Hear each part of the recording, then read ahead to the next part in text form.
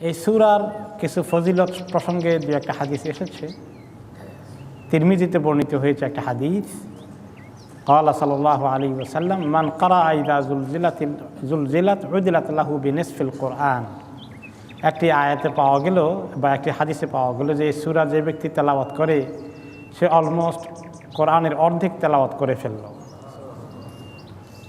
অন্য আবার রেওয়ায়েতে পাওয়া যায় যে এটা হচ্ছে রুবুল কোরআন, কোরআনের 4 ভাগের 1 ভাগ। তার অর্থে এই না যে এটা 2 বার পড়লে 1 খতম হয়ে গেল, 4 বার পড়লে 1 খতম হয়ে গেল। কেউ কেউ এরকম মনে করে যে কুল হু আল্লাহু আহাদ সুলুসুল কোরআন, কুল হু আল্লাহু আহাদ হলো কোরআনে পাকের 3 ভাগের 1 ভাগ। এটা সহিহ হাদিস। এখন খালি 3 বার পড়ে ফেললেই 1 খতমের সওয়াব হয়ে গেল নাকি? এরকম ভুল বুঝাবুঝি কেউ বুঝেন। পড়লে 3 বার পড়লে 1 খতম হয়ে গেলে এত কষ্ট করে লম্বা খতমের দরকার আছে? আর তার বছর খালি দিনের মধ্যে আপনি 100 খতম করতে পারবেন, খালি কুল হু আল্লাহু আহাদ 3 বার পড়েন 1 খতম হয়ে গেল, মাশাআল্লাহ। 300 বার পড়লে 100 খতম হয়ে যাবে। এইটা উদ্দেশ্য নয়। উদ্দেশ্য হচ্ছে এই সূরার মধ্যে এমন বক্তব্য আছে, এত সামারাইজ বক্তব্য আছে, মনে হয় যেন কোরআনের অর্ধেক কথা এখানে ঢুকে গেছে। তেমনি কুল হু আল্লাহু আহাদের মধ্যে এমন কথা আছে, মনে হয় যেন কোরআনের 3 ভাগের 1 ভাগের মেসেজ সেখানে আছে। কারণ কোরআন আল্লাহ তাআলার তাওহীদ সম্পর্কে কথা বলে, কোরআন আখিরাত সম্পর্কে কথা বলে, কোরআন রিসালাত সম্পর্কে কথা বলে। 3টা জিনিসই তো মিলে ইসলামের মূল জিনিস। আল্লাহ তাআলার পরিচয়, একত্ববাদ, তার জাতে পাকের উপরে আলোচনা, এরপরে যে আল্লাহ নবীকে পাঠিয়েছেন নবুয়ত সংক্রান্ত কথা, সেই নবী সম্পর্কে কথাবার্তাগুলো, এরপরে সেই নবীর মাধ্যমে আল্লাহর কথাগুলো যেভাবে আসছে সেগুলো আমল করার কথা। এটাই 2 নম্বর কথা। 3 নম্বর হচ্ছে আখিরাতে কি হবে। এই জন্য ইসলামকে 3 ভাগে ভাগ করা যায়, তাওহীদ, রিসালাত এবং আখিরাত, 3টে পর্যায়ে। তো কুল হু আল্লাহু আহাদের মধ্যে এইরকম কথা আছে যে এটা আল্লাহ তাআলার ইখলাস, তাওহীদ ব্যাপারে এত সুন্দর করে অল্প কথা আলোচনা করেছে। এই হিসাবে 3 ভাগের 1 ভাগ। যাই হোক, তো সূরা জালজালা ব্যাপারে অর্ধেক, কোনো রেওয়ায়েতে 4 ভাগের 1 ভাগ। অর্থ হচ্ছে অনেক গুরুত্বপূর্ণ ইনফরমেশন মানুষের জন্য আছে, সেগুলো আমরা একটু পরে জানতে পারবো তাফসীরের মাধ্যমে। এখন আমরা আসি যে এই তাফসীরের দিকে যাই। প্রথম আয়াতের অর্থ হচ্ছে ইযা যুলজিলাতিল আরদু জিলজালাহা। জমিন যখন প্রকম্পিত হতে থাকবে, তার কম্পনগুলো শুরু হয়ে যাবে। যে কম্পন হওয়ার কথা সেই কম্পন যখন শুরু হয়ে যাবে, যেটাকে বাংলায় বলি ভূকম্পন বা ভূমিকম্প। এখন যে জমিনে ভূমিকম্প হয় সেটা অনেক ছোট ভূমিকম্প, কিন্তু কিয়ামতের সময় যে ভূমিকম্প হবে সেটা অনেক বড় ভূমিকম্প। সেই ভূমিকম্পের কারণে দুনিয়ার অস্তিত্ব সমূলে শেষ হয়ে যাবে। এই দুনিয়ার আর কোনো অস্তিত্ব এরপরে বাকি থাকবে না। সেই জালজালার কথা আলোচনা করা হয়েছে। দুনিয়ার মধ্যে যখন ভূমিকম্প হয়, আপনারা দেখেন যে রিক্টার স্কেলে যখন আপনার 8, 9, 7 হয়ে যায়, তখন কীরকম কিয়ামত ঘটে যায়। আর 1 বাড়িয়ে দিলে এই দুনিয়া থাকবে না, বেশি বাড়ানো লাগবে না, একটু বাড়াইলেই হয়ে যাবে।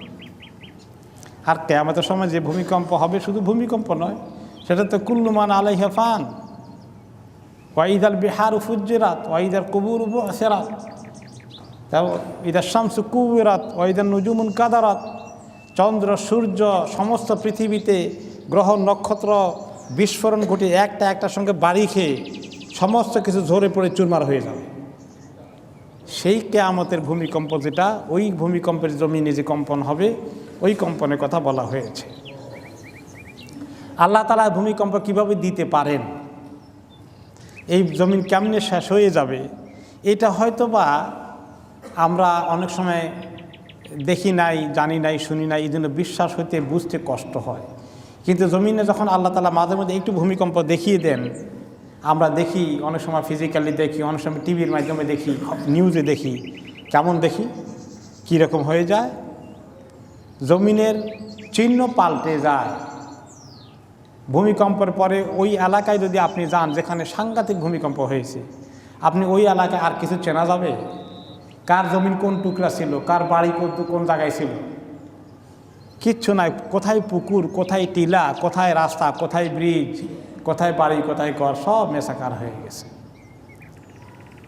ছোট ভূমিকম্পে এরকম অবস্থা হয়ে যায়। বড়টা হলে কি হতে পারে, এই একটুখানি আলামত দিয়ে আল্লাহ তাআলা আমাদেরকে দেখিয়ে দিয়েছেন।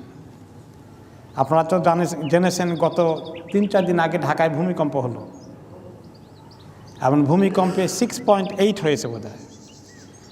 এই 6.8 যদি আর সামান্য 1 ডিগ্রি বাড়ে, 7 পার হয়ে যায়, তাহলে কিন্তু মানে শুধু হাজার হাজার নয়, লাখ লাখ লোক মারা যাওয়ার কথা ছিল। আর জমিনের মধ্যে ভূমিকম্প কেন হয়? মানুষের গুনার কারণে হয়, সুস্পষ্ট হাদিস।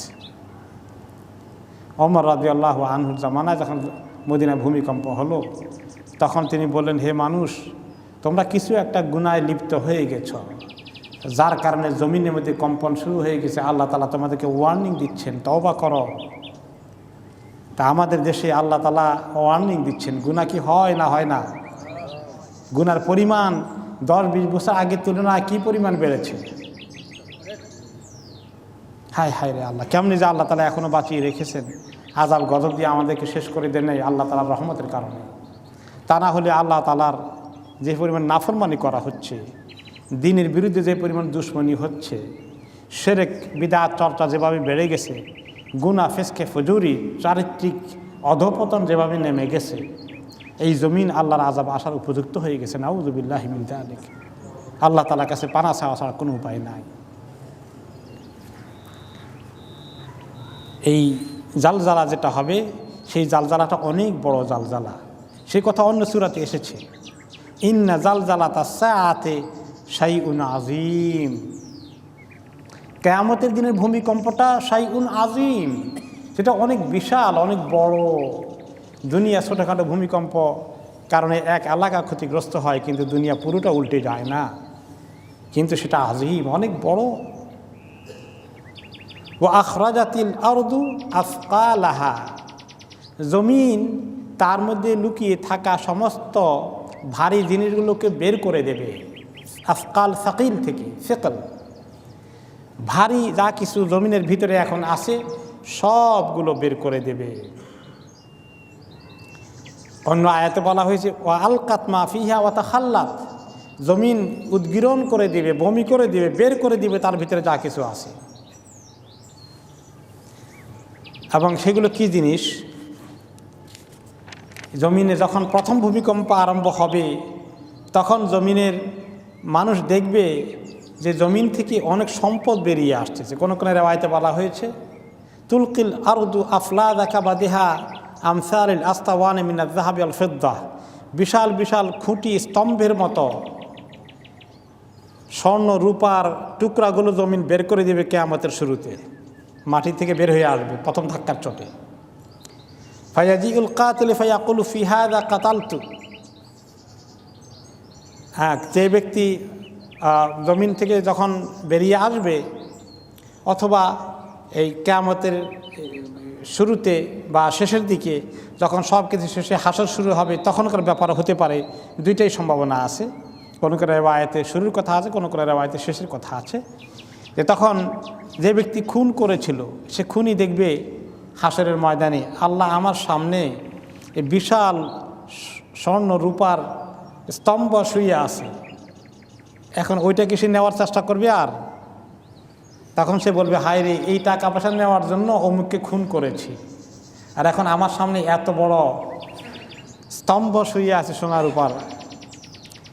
ওয়াজিউল কাতিউ ফায়াকুলু ফি হাযা কাতাতু রাহিমি, আর যে ব্যক্তি আত্মীয় স্বজনের সঙ্গে সম্পর্ক ছিন্ন করেছে, টাকা পয়সা আত্মসাৎ করতে গিয়ে, বিশাল সম্পদ দখল করতে গিয়ে আত্মীয় স্বজনের সঙ্গে সম্পর্ক নষ্ট হয়ে গেছে, এখন সে এত বিশাল সম্পদ দেখে বলবে, হায় রে, এই সামান্য সম্পদের জন্য কালকে কি করেছি দুনিয়ায়, আজকে আমার সামনে শুয়ে আছে এত বড় লোহা, এত বড় সোনার রূপার চাকা টুকরা গাছের মতো বিশাল, এটা তো আজকে আমি নেওয়ার কোনো কাজে লাগাতে পারছি না। ফায়াজিউল সারিকু ফায়াকুলু ফি হাযা কুতিআত ইয়াদি, চোর যখন হাসর হবে দেখবে তার সামনে এত বিশাল কিছু পড়ে আছে সোনার রূপার, সে বলবে, হায় রে, সামান্য সোনার রূপা চুরি করতে গিয়ে হাত কাটা গেছে, এখন তো বিশাল পড়ে আছে, এটা তো কোনো কাজে লাগছে না এখন আর।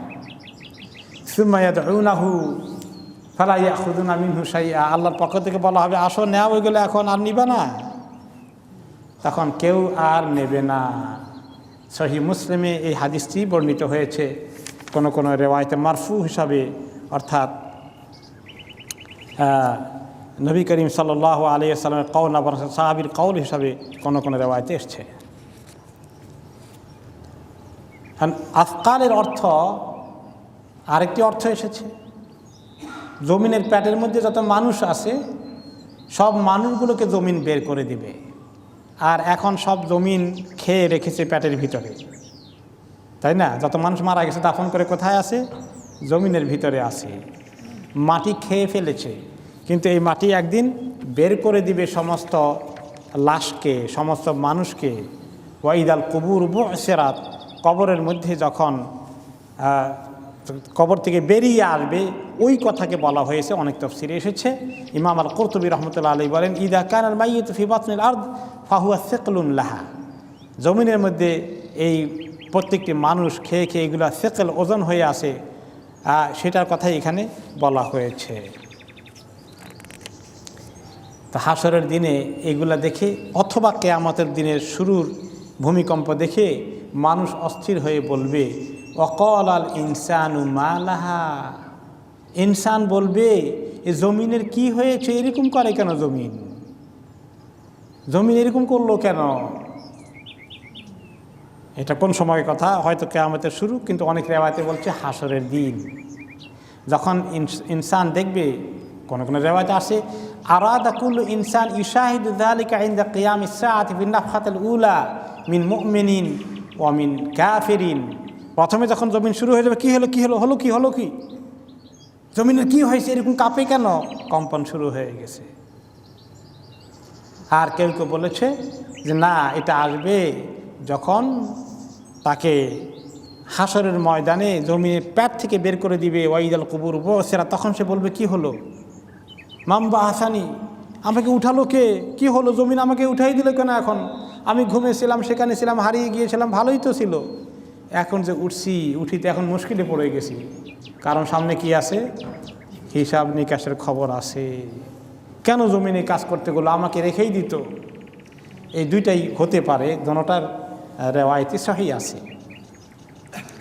তখন বলা হবে ইয়াউমাইদিন তুহাদ্দিসু আখবারাহা বিআন্না রাব্বাকা আওহা লাহা, সেদিন জমিন তার খবর দেবে, সমস্ত খবর বলে দেবে। জমিনকে বলা হচ্ছে সব খবর দিয়ে দাও। এই আয়াত পড়ার পরে নবী করিম সাল্লাল্লাহু আলাইহি সাল্লাম যে ইয়াউমাইদিন তুহাদ্দিসু আখবারাহা, সেদিন জমিন তার সব খবর বলে দেবে। এই খবরটা কি তিনি জিজ্ঞেস করলেন, হে সাহাবীরা, আতাদরুনা মা আখবারুহা, তোমরা কি জানো জমিনের খবর বলে দেওয়াটা কি, কি খবর বলবে? ক্বালু আল্লাহু ওয়া রাসূলুহু আ'লাম, ওনারা বললেন আল্লাহ এবং তার রাসূলই তো ভালো জানেন। তখন তিনি বললেন ফা ইন্না আখবারাহা আন তাশহাদা আলা কুল্লি আবদিন আও আমাতিন বিমা আমিলা আলা যহরিহা, জমিন বলে দেবে যে প্রত্যেকটি আল্লাহর কৃত দাস এবং দাসী, প্রত্যেকটি বান্দা এবং বান্দি কি আমল করেছে এই জমিনের পিঠে, কি ধরনের চুরি বদমাইশি বাটপারি করেছে, জেনা ব্যভিচারে লিপ্ত হয়েছে, কবিরা গুনাহ করেছে, সব বলে দিবে। তাকুলু আমিলা ইয়াউমা কাযা কাযা ওয়া কাযা, অমুক দিন অমুক জায়গায় অমুক কাজ করেছে, হে আল্লাহ আমি সাক্ষী দিচ্ছি সে অমুক জায়গায় এই গুনাহ করেছে। ফাহাদিহি আখবারুহা, এইটা হচ্ছে জমিনের খবর দেওয়া। আজকে অনেক ক্রিমিনাল, অনেক পাপী রাতের অন্ধকারে লুকিয়ে পাপ করে, গোপনে গুনাহ করতে থাকে, মানুষ দেখেনি, বাস হয়ে গেল। চোর দেখে না, কেউ দেখেনি, চুরি করে সাকসেসফুলি নিয়ে গেল। এসব কিছু মানুষ আজকে গোপনে গোপনে লুকিয়ে লুকিয়ে করে, কিন্তু সমস্ত খবর জমিনে রেকর্ড হয়ে আছে, জমিন নিজে সাক্ষী দেবে।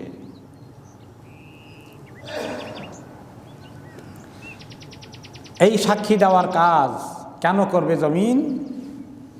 কোন কোন রেওয়ায়েতে আসছে তাহাফাযু মিনাল আরদি ফাইনহা উম্মুকুম, হে লোকেরা তোমরা জমিনের ব্যাপারে সতর্ক থাকো, জমিনকে হেফাজত করো, মানে জমিনের মধ্যে কোনো গুনাহ করো না।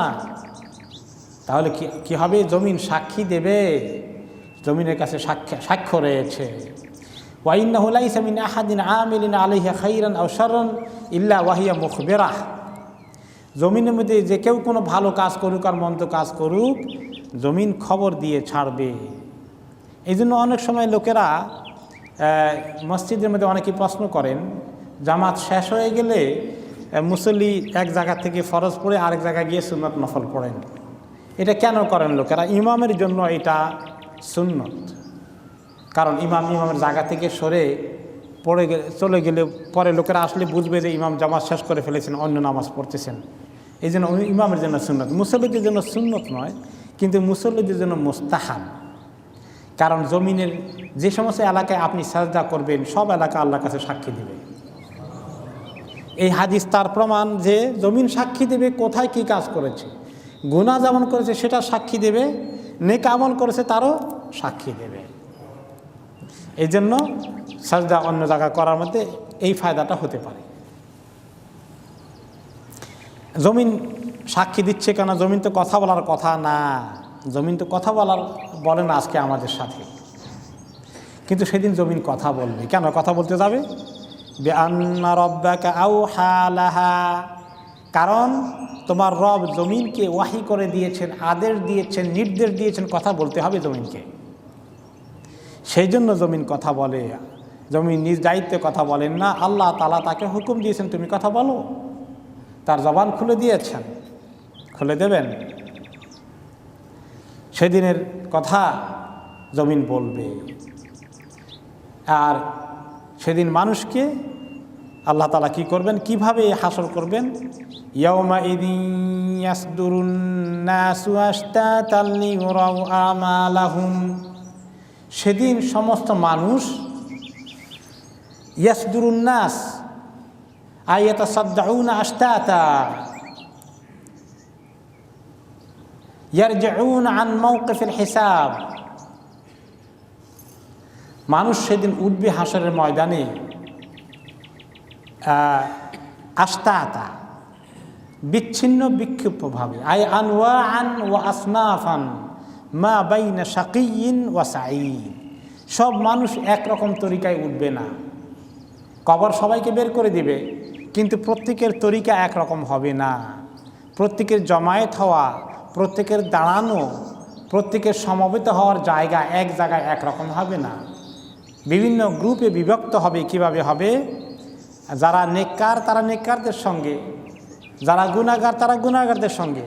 স্বামী স্ত্রী দুইজন, একজন যদি গুনাহগার হয়ে যায় তাহলে তিনি গুনাহগারদের সঙ্গে থাকবেন, তার হাসর হবে। আর যিনি নেককার তিনি নেককারের সঙ্গে হাসর হবে, এক জায়গায় হাসর হবে না। ছেলে মেয়ে পিতা মাতার একই অবস্থা হবে। আর সেদিন নেককার আত্মীয় স্বজন যখন নেককারদের দলে যাবে, গুনাহগাররা তখন তাদের সঙ্গে পিছনে পিছনে যাবে যে তোমাদের সঙ্গে সঙ্গে চলি, আমাদেরকে একটু জায়গা দাও, একসঙ্গে থাকি। ওখানে মাথা ঢুকিয়ে দেওয়ার চেষ্টা করবে, ওদিকে যাওয়ার চেষ্টা করবে। তখন আল্লাহ তাআলার পক্ষ থেকে ধমক আসবে, আমতাজুল ইয়াউমা আইয়ুহাল মুজরিমুন, হে গুনাহগাররা আজকে আলাদা হয়ে যাও, তুমি নেককারদের দলে ঢুকছো কেন? এখানে তোমার জায়গা নেই। এভাবে করে শাকিয়ুন ওয়া সাঈদ, নেককার নেককারের সঙ্গে আর গুনাহগার গুনাহগারের সঙ্গে হাসর হবে। যারা দুনিয়াতে আজকে দিন ইসলামের অনুসারী হয়ে তথাকথিত মুসলিম হয়ে মুনাফিকি করে, তাদের হাসর হবে মুনাফিকদের সাথে, রাইসুল মুনাফিকিন আব্দুল্লাহ ইবনে উবাইয়ের সাথে তাদের হাসর হবে। যারা দ্বীনের দুশমনি করে আজকে, তাদের হাসর হবে কারুন, হামান, ফিরআউন, আবু জাহাল, আবু লাহাবের সাথে। এরভাবে আল্লাহ রাব্বুল আলামিন হাসরের ময়দানে উঠাবেন। যে ফারকান, আলাদা আলাদা করে উঠাবেন, একসঙ্গে তারা উঠবে না। অন্য আয়াতে আল্লাহ তাআলা বলেছেন ইয়াউমা ইদিন ইয়াতাফাররাকুন, সেদিন তারা আলাদা আলাদা হয়ে উঠবে। ইয়াউমা ইদিন ইয়াসাদদাউন, সেদিন তারা ইয়ারজিউনা আনিল হিসাব বাদা ফারাগহিম মিনাল হিসাব, হিসাব থেকে আলাদা হয়ে আলাদা দুই রাস্তার দিকে রওনা হয়ে যাবে। যে ব্যক্তি নেককার তার রাস্তা জান্নাতের দিকে চলে যাবে, আর যে ব্যক্তি গুনাহগার তার রাস্তা জাহান্নামের দিকে চলে যাবে। ফেরকান ফেরকা, আলাদা আলাদা হয়ে যাবে। তাছাড়া দলে দলে একসঙ্গে হাসর হওয়ার সম্ভাবনা নেই, প্রত্যেকেই আলাদা। আজকে অমুকের গোত্রের সঙ্গে অমুকের দলের সঙ্গে অমুকের গোষ্ঠীর সঙ্গে এভাবে না, প্রত্যেকেই আল্লাহ তাআলার কাছে আলাদা আলাদা ইন্ডিভিজুয়ালি হিসাব দিতে আসবে। ফারদা অন্য আয়াত এসেছে। আর এই উঠার পরে হিসাব যখন হবে, সেই সিজন সেই সিনটা কেমন হবে? ফামান ইয়ামাল ইয়াউমাইযিন ইয়াসদুরুন নাসু আশতাতান লিইউরাউ আমালাহুম। সেদিন উঠানো হবে লিইউরাউ আমালাহুম, যাতে তারা আমাদের আমলগুলোকে তারা দেখতে পায়। আমল দেখানো হবে, আমল দেখানো হবে। কিভাবে দেখানো হবে? তাকে কিতাব দেওয়া হবে। ইকরা কিতাবাক কাফা বিনাফসিকাল ইয়াওমা আলাইকা হাসিবা। পড়ে পড়ে দেখো, তোমাকে কিতাব দিয়েছি, আমল নামার বুক দিয়েছি, পড়ো। তুমি পড়ে বুঝতে পারবা হিসাব নেওয়ার জন্য তোমার উপায় কি হবে। তুমি জান্নাতে যাওয়ার আমল করেছ না জাহান্নামে যাওয়ার আমল করেছ। মা লিহাদাল কিতাব লা ইউগাদিরু সগীরাতান ওয়ালা কাবীরাতান ইল্লা আহসাহা ওয়া ওয়াজাদু মা আমিলু হাদিরা ওয়া লা ইয়াযলিমু রাব্বুকা আহাদা। কি কিতাব! এমন নিপুণভাবে লিখেছে, এমন একেবারে নোক্তা আকারে সব কিছু সুস্পষ্টভাবে লিখে দিয়েছে, বড় ছোট কিচ্ছু বাদ দেয়নি, সব কিছু লেখা হয়ে গেছে। এবং আল্লাহ তাআলা জালিম না, অতিরিক্ত কাউকে খামাকা শাস্তি লিখে দেননি, তিলকে তাল বানিয়ে দেননি, বাড়ানোনি কমানোনি, হুবহু রেখে দিয়েছেন। হাদিসে এসেছে, রাসূলুল্লাহ সাল্লাল্লাহু আলাইহি ওয়াসাল্লাম সাদ করেছেন, মা মিন আহাদিন ইয়াউমাল কিয়ামাতি ইল্লা ওয়া ইয়ালুমু নাফসাহু। কিয়ামতের দিন নিজের আমলনামা দেখে প্রত্যেকেই নিজের নফসকে মালামাত করবে, ভৎসনা করবে, আফসোস করবে, নিজেকে ক্রিটিসাইজ করবে। ফাইন কানা মুহসিনান ফায়াকুল লিমা লা ইজদাতু ইহসানা। এমনকি নেককারও যখন দেখবে যে মাশাআল্লাহ তিনি তো নেককার, পাশ করে ফেলবেন, কিন্তু বলবেন যে হায় রে আল্লাহ, পাশ তো করলাম কিন্তু অনেক বড় পাশ করতে পারতাম, আরও ফার্স্ট ক্লাস রেজাল্ট হতে পারতো, আমি তো মিস করে ফেলেছি। 1 ঘন্টা 2 ঘন্টা খামাখা গল্প গুজব করে নষ্ট করেছি, আল্লাহর জিকির করিনি, কোরআন তেলাওয়াত করিনি, খামাখা এই গুনাহটা করেছি, যদিও আল্লাহ মাফ করে দিয়েছেন, কিন্তু এইটার কারণে আমার আমল নামে কিছু ত্রুটি হয়ে গেল। এইভাবে আফসোস করতে থাকবে, হায় রে তাহাজ্জুদ তো প্রায় রাতেই পড়তে পারতাম, মাঝে মধ্যে মিস করেছি কেন, আরও কত নফল রোজা রাখতে পারতাম, কেন রাখলাম না, আরও কত দান খয়রাত করতে পারতাম, অনেক করেছি, কিন্তু আমার তো যথেষ্ট মাল ছিল, কার জন্য এগুলো এত রেখে আসলাম, আরও বেশি করে কেন দেইনি। আফসোস করবে, নেককারও আফসোস করবে, আর গুনাহগার কি আফসোস করবে? হায় হায়, তার আফসোসের কি কোনো সমাপ্তি আছে?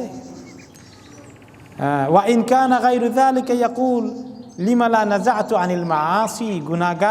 গুনার লিস্ট যখন দেখতে থাকবে তখন বলবে হায় হায়, কেন আমি তওবা করিনি, ক্ষান্ত হইনি, এই গুনাহ করে কিছু খাহেসাত মিটিয়েছি, কিছু নফসের চাহিদা পূরণ করেছি, একটু মাল বাড়ানোর জন্য অমুকের টাকা, আমার পার্টনারের টাকা আত্মসাৎ করেছি, অমুকের হকটাকে ঝগড়া ফাসাদ তর্ক বিতর্ক করে দেয়নি, কেন আমি দিয়ে দিলাম না, আহারে তাকে কেন ঠকিয়েছিলাম অল্প একটু, আজকে আমি ক্ষতিগ্রস্ত হয়ে গেলাম। আফসোসের কোনো শেষ থাকবে না।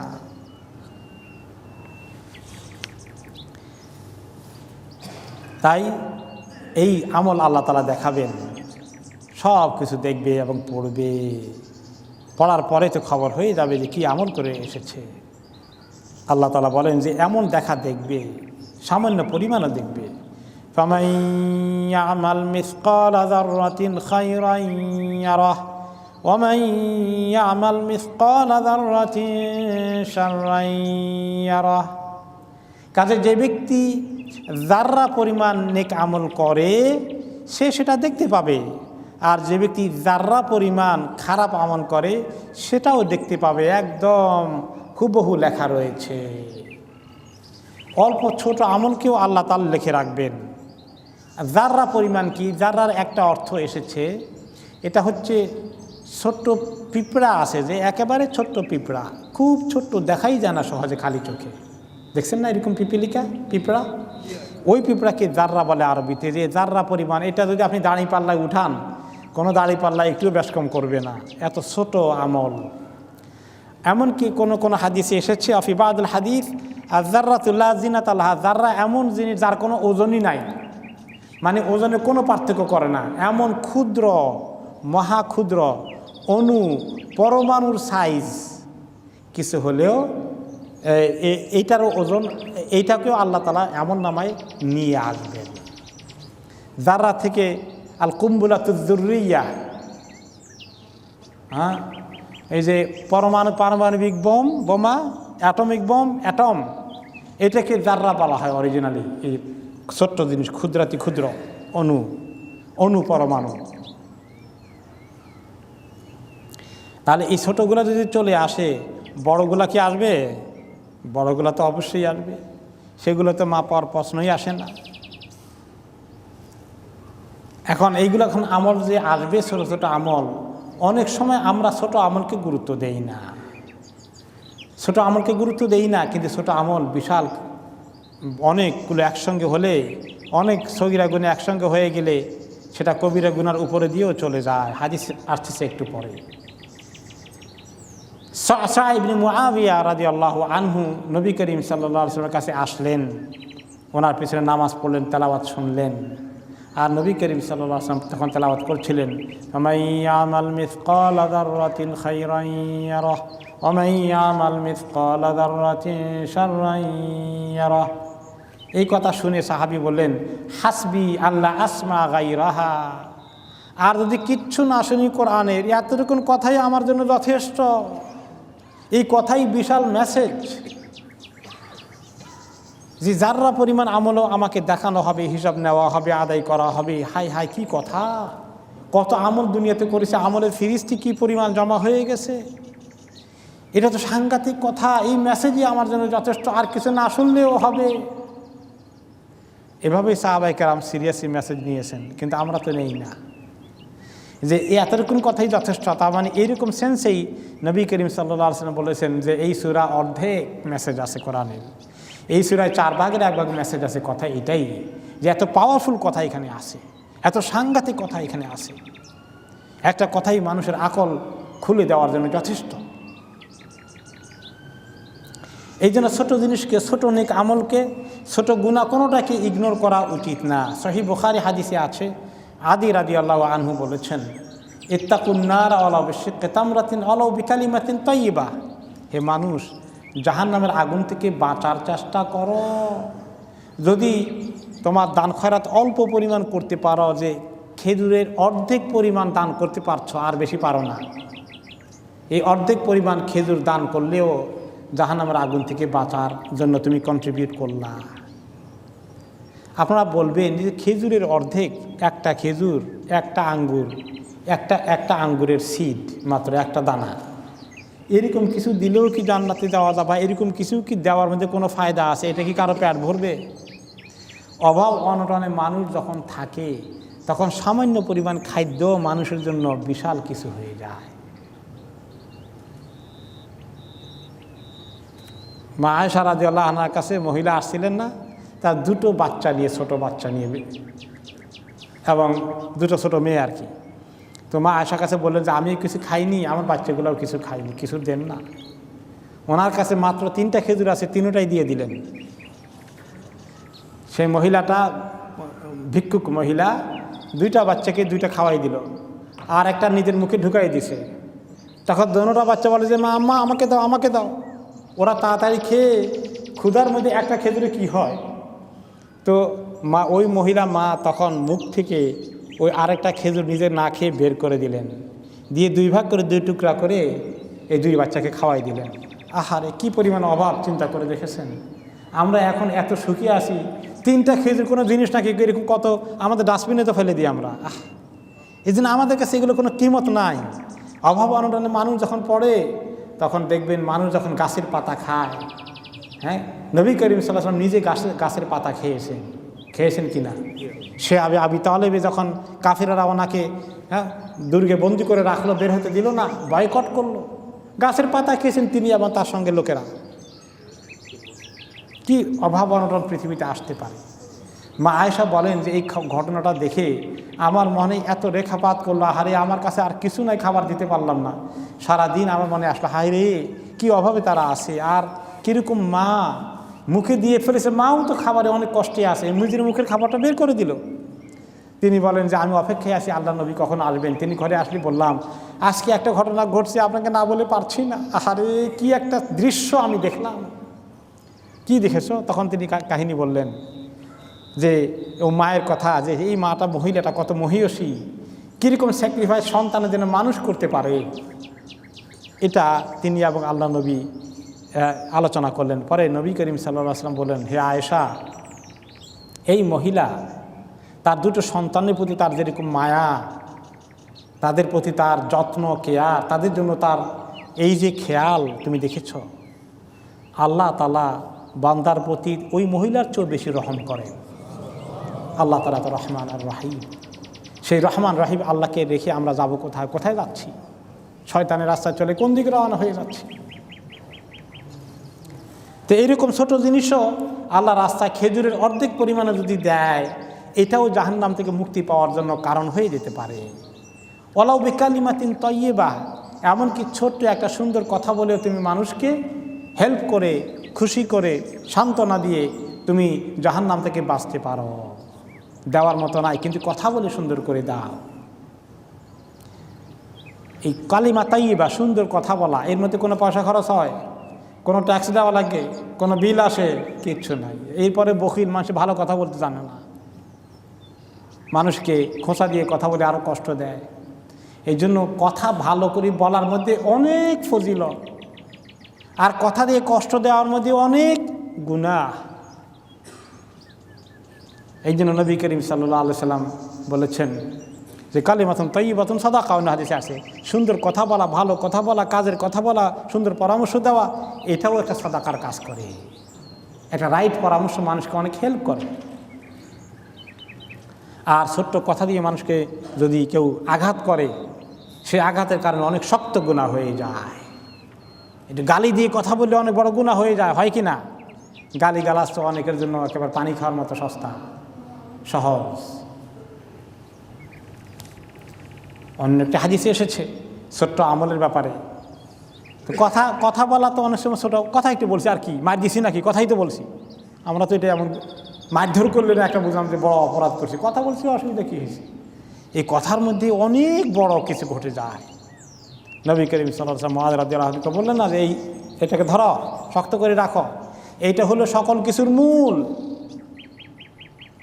সাহাবী বললেন, ইয়া রাসূলুল্লাহ, কত কথা সারাদিন বলি, দিন রাত, মাসব্যাপী, বৎসরব্যাপী, সব কথার হিসাব দেওয়া লাগবে?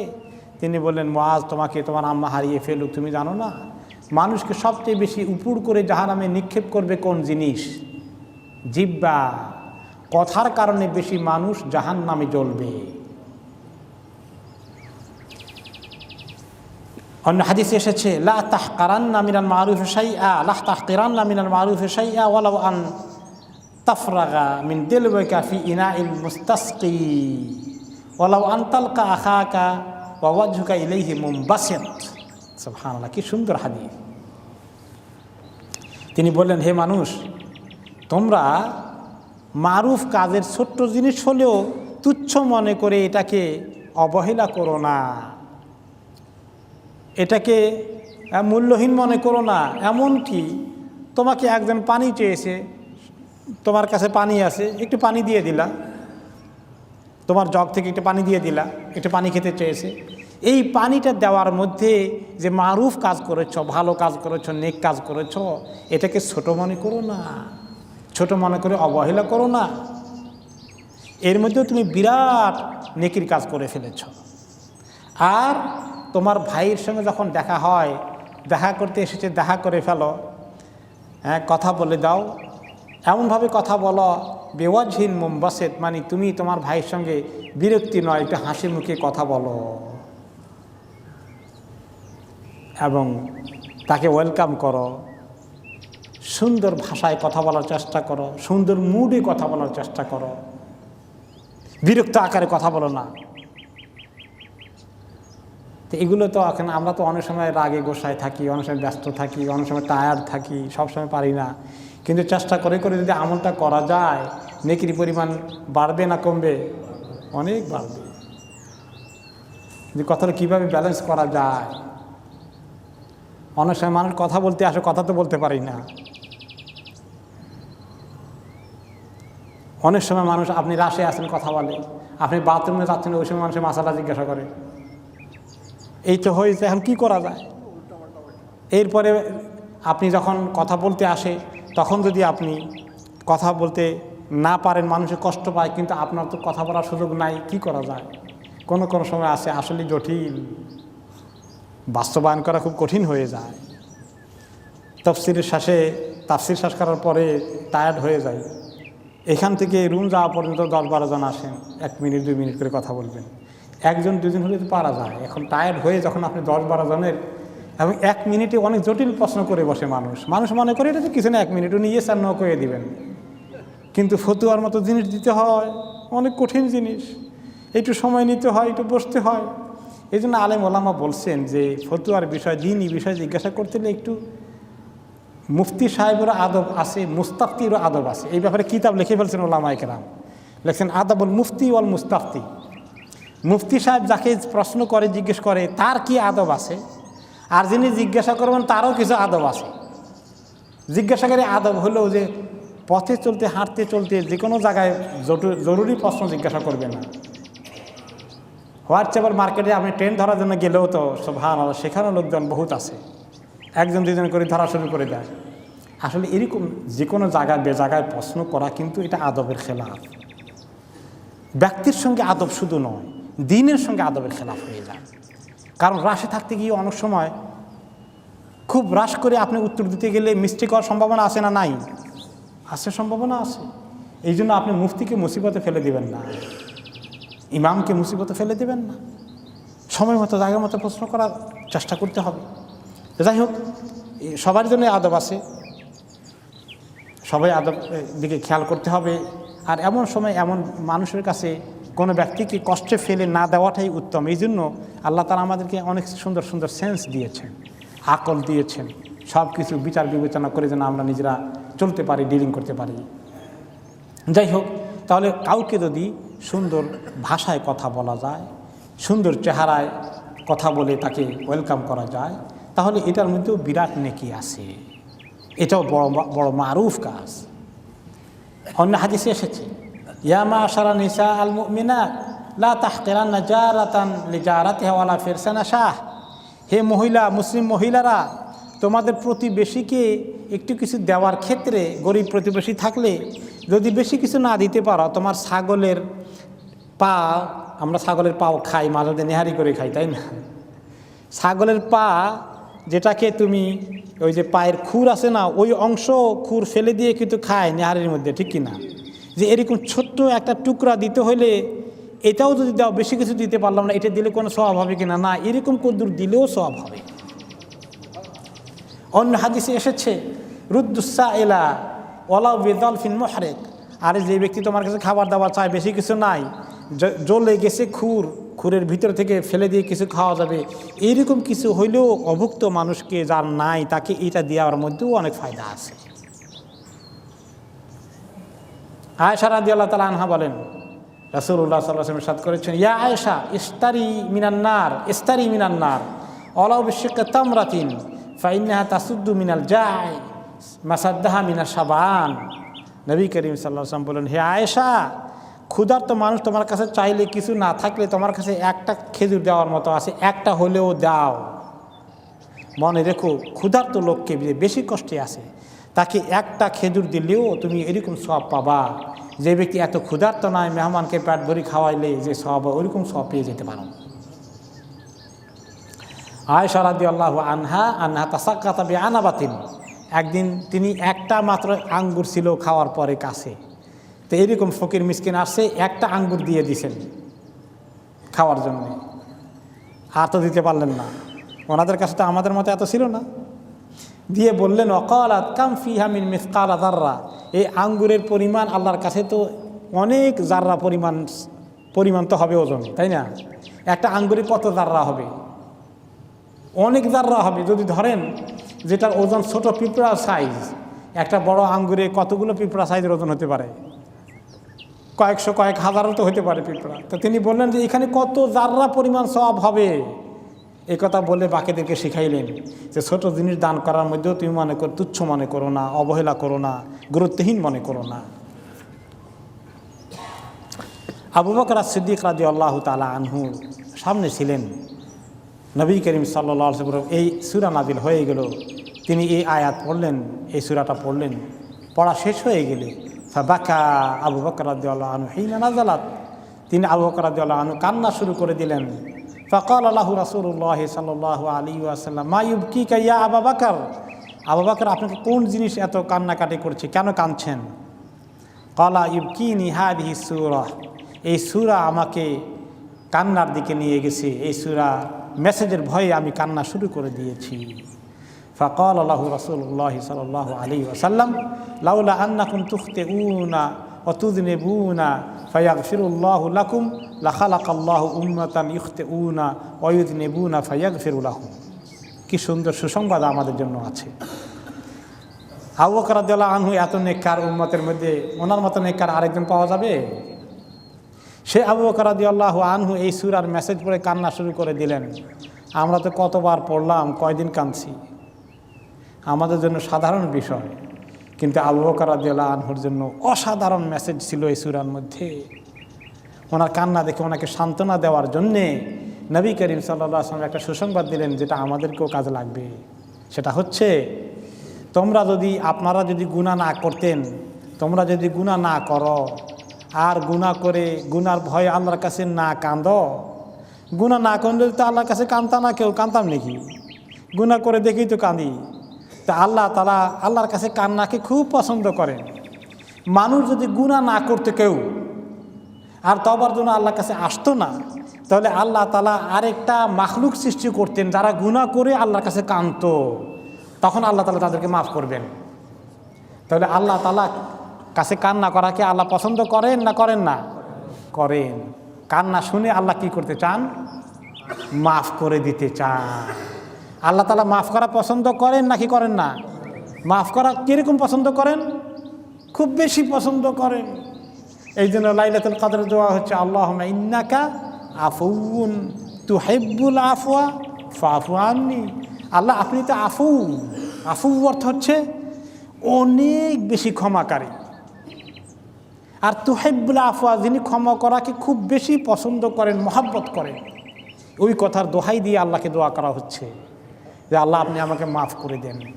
তাহলে আল্লাহ তাআলা ক্ষমা করা এত পছন্দ করেন। এই জন্য যারা গুনাহ করে আসছি আমরা, আমাদের জন্য সুসংবাদ আছে যে আমরা আল্লাহর কাছে কাঁদবো, তওবা করব, আর আল্লাহ তাআলা আমাদেরকে মাফ করে দেবেন। সাঈদ ইবনে জুবাইর রাহমাতুল্লাহ আলাইহি বলেন যে এই আয়াত নাযিল হওয়ার আগে অন্য একটি আয়াত যখন কোরআন শরীফে আসে যে ওয়ায়ুতঈমুনা আত-তাআমা আলা হুব্বিহি মিসকিনা ওয়া ইয়াতীমা ওয়া আসীরা, সূরা আল ইনসানে আসে হাল আতা আলাল ইনসানি হিনু মিনাদ দাহর, ওই সূরার মধ্যে যে ইনসান লোকেরা যখন মুমিনরা মানুষকে খাওয়ায়, খাওয়ার প্রতি তাদের মহব্বত আছে, অথবা আল্লাহর মহব্বতের কারণে খাওয়ায়, মিসকিনকে খাওয়ায়, এতিমকে খাওয়ায়, বন্দীদেরকে খাওয়ায়।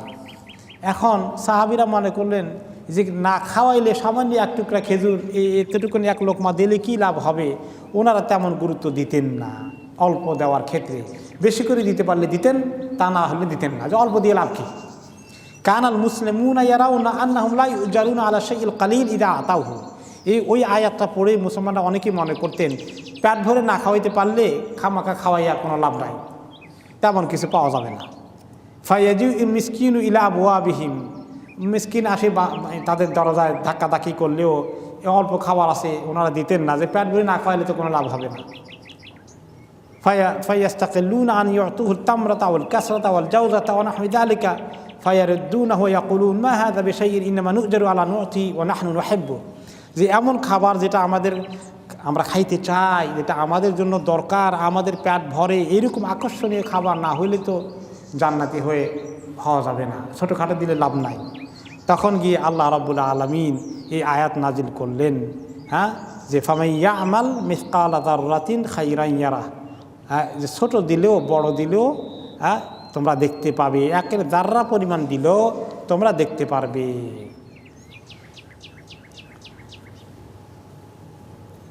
ওকে, তো আল্লাহ তাআলা ফারাগাবাহুম ফি কালিল মিনাল খাইর আন ইয়ামালুহু ফাইন ইউশাকু আন ইয়াকসুর, যে আল্লাহ তাআলা বলে দিলেন যে অল্প করে তোমরা দিতে পারো সেই অনুযায়ী দাও, সেটাই আল্লাহর কাছে তোমাদের অনেক বড় হয়ে যাবে। ওয়া হাযযারাহুমুল ইয়াসীরা মিনাশ শারর ফাইন ইউশাকু আন ইয়াকসুর, ছোট্ট গুনাহ থেকে বাঁচার জন্য আল্লাহ তাআলা সাবধান করে দিলেন। একটা হাদিস আছে, ইয়াকুম ওয়া মুহকিরাতিয যুনুব, হে উম্মত খবরদার, ছোট ছোট গুনার ব্যাপারে আমি তোমাদেরকে সাবধান করি। কারণ যারা নেককার আছেন, একটু ভালো আমল করেন, তারা বড় গুনার থেকে সাবধানে থাকেন, ছোট গুনার ব্যাপারে তেমন কোনো গুরুত্ব দেন না। এইগুলো শেষে বড় হতে হতে অনেক বিরাট স্তূপ জমা হয়ে যায়, সেটাও অনেক ক্ষতিকর হয়ে যেতে পারে। ইয়াকুম ওয়া মুহকিরাতিয যুনুব ফাইন্নাহুন্না ইয়াজতামিউনা আলা রাজুলি হাত্তা ইহলিকনাহ, ছোট ছোট গুনাহগুলোর ফাইল স্তূপ জমা হয়ে গিয়ে একজন মানুষকে হালাক করার জন্য যথেষ্ট, তিনি হাদিসে বললেন। ওয়া ইন্না রাসূলুল্লাহি সাল্লাল্লাহু আলাইহি ওয়াসাল্লাম দারাবা লাহুন্না মাসালান কামাসালি কওমিন নাযালু আরদা ফালাতিন ফাহাদারা সানিয়াল কওম, নবী করিম সাল্লাল্লাহু আলাইহি ওয়াসাল্লাম এক্সাম্পল দিয়েছেন। সাহাবী আব্দুল্লাহ ইবনে মাসউদ রাদিয়াল্লাহু আনহু বলেন যে ছোট গুনাহ কিভাবে মানুষকে শেষ করতে পারে, মানুষের যেন হালাক নিয়ে আসতে পারে ছোট ছোট সগীরা গুনাহ। তিনি এক্সাম্পল দিলেন যে কোনো একটা দলের লোক যদি কোনো সময় বিশাল এক দল লোক, একটা বড় গ্রুপ মরুভূমিতে যায়, ফাহাদারা সানিয়াল কওম ফাজাআল রাজুলু ইয়ানতালিকু ফায়াজিউ বিল উদ ওয়া রাজুলু ইয়াজিউ বিল উদ, এমন যদি হয় যে প্রত্যেকেই আগুন জ্বালানোর জন্য লাকড়ি তালাশ করতেছে, কিছু পাক করে সবাই মিলে খাবে। এখন যদি 100 লোক থাকে, সবাই চতুর্দিকে ছড়িয়ে যায়, কেউ একটা লাকড়ির টুকরা নিয়ে আসে, আরেকজন আরেক লাকড়ির টুকরা নিয়ে আসে, আরেকজন গাছের একটা ডাল নিয়ে আসে, এরকম করতে করতে দেখা গেল সবাই মিলে একটু একটু আনার কারণে কি হয়ে গেছে, বিরাট আগুন জ্বালানোর ব্যবস্থা হয়ে গেছে। ও আন্দাজু মা কাদাফু ফিহা, সেখানে সে আগুন জ্বালিয়ে তারা অনেক কিছু পাক করার ব্যবস্থা হয়ে যাবে। এই এক্সাম্পল দিয়ে তিনি বুঝিয়েছেন যে ছোট ছোট গুনাহ মানুষকে হালাক করার জন্য যথেষ্ট। ছোট গুনাহগুলো জমা করে একটা মানুষ জাহান্নামের আগুনের জন্য জ্বালার জন্য যথেষ্ট হয়ে যায়। এইভাবে আল্লাহ তাআলা ছোট ছোট গুনাহগুলোর জন্য আমাদেরকে সাবধান করেছেন। ছোট ছোট নেক আমলগুলো দিয়ে আমাদের আমলনামাকে ভারী করার জন্যে আল্লাহ রাব্বুল আলামিন আমাদেরকে অনেক নসিহত করেছেন এই সূরার মধ্যে। এক ব্যক্তি আসলেন রাসূলুল্লাহ সাল্লাল্লাহু আলাইহি ওয়াসাল্লামের কাছে আর বললেন, ফাকাল আল্লিমনি মিম্মা আল্লামাকাল্লাহ, হে নবী আমাকে শিখাই দেন ওই ইলম যে ইলম আপনাকে আল্লাহ তাআলা দিয়েছেন। ফাদাফাহু ইলা রাজুলিন ইউআল্লিমুহু, তিনি নবী করিম সাল্লাল্লাহু আলাইহি ওয়াসাল্লাম এক সাহাবীর কাছে দিলেন যে তাকে কিছু ইলম শিখিয়ে দাও। এই সাহাবী নতুন করে আসছেন দূরের থেকে। তখন মদিনার সাহাবী একজন ওনাকে ইলম শেখাতে বসলেন। শিখাতে বসে তাকে ওই সূরা ইযা যুলজিলাতিল আরদু এই সূরা শুনিয়ে দিলেন। তখন সেই লোকটি বলল, হাসবি, ইয়া আল্লাহ, কি শোনালেন আমাকে, কি মেসেজ আমাকে দিলেন, হাসবি, এই সূরাই তো আমার জন্য যথেষ্ট হয়ে গেল, নসিহতের জন্য আর কোনো ওয়াজের তো আমার দরকারই নাই। এই আখবরান নবী সাল্লাল্লাহু আলাইহি সাল্লাম, নবী করিম সাল্লাল্লাহু আলাইহি সাল্লাম খবর দিলেন, ইয়া রাসূলুল্লাহ, এই লোককে আমি ইলম শিখালাম, সূরা ইযা যুলজিলাত শিখাই দিলাম, আর সে বলে যথেষ্ট যথেষ্ট, আর কিচ্ছু লাগবে না, এখানে সাংঘাতিক কথা আছে। তখন তিনি বলেন, দাউহু ফাইন্নাহু কাদ ফাকুহা, আরে ছেড়ে দাও, আর লাগবে না ইলম, সে ইলম পেয়ে গেছে, সে ফকিহ হয়ে গেছে, খালাস, এই ইলমই যথেষ্ট তার জন্য। ওয়ায়ুহকা আন আরাবিয়ান আখারা খাইরান ইয়ারা ফাকিলা কাদ্দামতা ওয়া আখারা,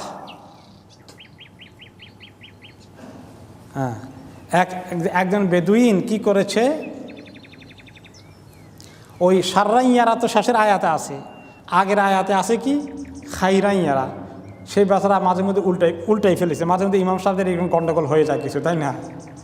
এটা কিছু এই তাসবিহ সৃষ্টি হয়ে যায়। তো এক বেদুইনটা পড়তে গিয়ে তার তাসবিহ হয়ে গেছে, প্রথম আয়াতে সাররাইয়ারা বলে ফেলছে, পরের আয়াতে খায়রাইয়ারা বলে ফেলছে। তো একজনে বললো কাদ্দাম তা ও আখার, তাই তো উল্টাপাল্টা করে ফেলেন, আগেরটা পরে নিচের পরেটা আগে আনছেন।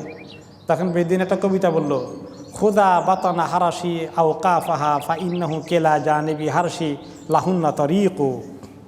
সে বলল যে মক্কার যাওয়ার তো দুইটা পথ আছে, একটা হলো মদিনার থেকে যাওয়ার সাগরের পাশে দিয়ে যাওয়া যায়, আরেকটা হলো সানিয়া দিয়া জহপা দিয়ে যাওয়া যায়, লাহা তরিকান ফাকুল্লু মান সালাকা ওয়াহিদা মিনহুমা আফদা বিহি ইলা মাউদিন ওয়াহিদ। যেই ব্যক্তি ওই দুই রাস্তা যে কোনো একটাই ধরে শেষ পর্যন্ত মক্কা গিয়েই পৌঁছে আর কি। সে বলতেছে বেদুইন যেটাই হোক, আল্লাহ তো মেসেজ দিছে, খাইরান দেখলেও দেখবো আর সাররান করলেও দেখবো, দেখার মধ্যে ভুল নয়, আমার পড়ার মধ্যে ভুল হলে কী হয়েছে, পড়ার মধ্যে ভুল হলে কী হয়েছে, কিন্তু মাফ নাই, দোনোটাই আল্লাহ দেখাইয়া ছাড়বেন। তার মানে সেও মেসেজ বুঝতে পেরেছে। তো এই হলো এই মেসেজটা কত শক্ত মেসেজ, কত শক্ত কথা। আমরা কি যখন পড়ি আমরা কি সেভাবে ফিল করি, কথা মনে রাখি? ছোট্ট জিনিস করে ফেললাম, চোখের গুণা, কানের গুণা, জিহ্বার গুণা, হাতের গুণা, পায়ের গুণা, কথার গুণা, কত রকমের দিন রাত হয়ে যাচ্ছে। কিভাবে এগুলোকে কন্ট্রোল করা যায়? আল্লাহ রাব্বুল আলামিন আমাদেরকে তৌফিক দান করুন, আমিন।